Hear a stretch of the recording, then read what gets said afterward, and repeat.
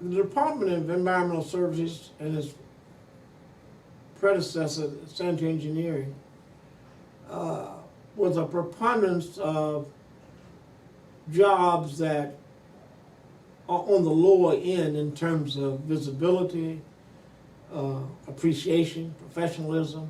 I mean, we're talking about people who collected your trash and garbage. We're talking about people who provided your raw water supply. We're talking about people who collected the sewage. We're talking about people who treated the sewage and cleaned it up before putting it back in the river. We're talking about 3,600 employees that I was in charge of. And self-esteem was not wholesale in that department. And I knew it. I had been I'd been a recipient of that. It was no secret that I was the first black engineering inspector in that department.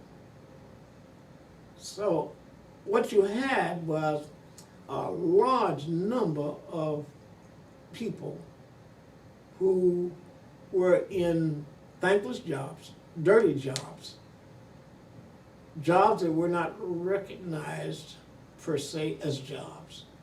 So we're on the bottom of the barrel in many instances and I thought I could do something about that.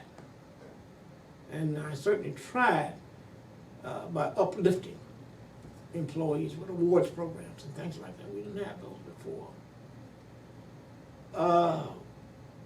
But I also had a chance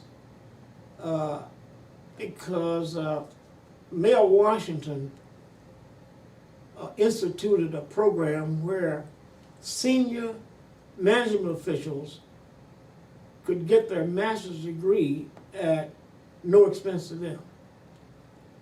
And I was one of,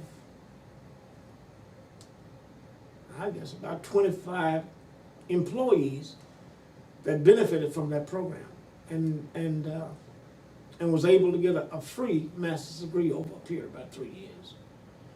But my thesis that would qualify me to receive my degree was based on a management theory by a guy named Fred Hertzberg.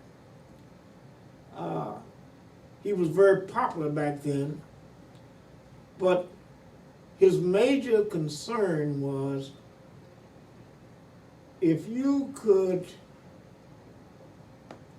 eliminate as many job dissatisfiers in the employment market on the job, you could potentially have a well-run, well-managed department.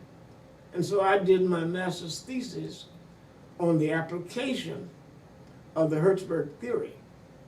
And simply put, eliminate as many job dissatisfiers as you can and increase as many job satisfiers as you are able to. And I took about 45 employees and they became my research base. And over a period of 3 years, meeting with them from time to time, we were able to effect change in some of the attitudes of some of the employees. And I think some of that's still going on. I think. I hope.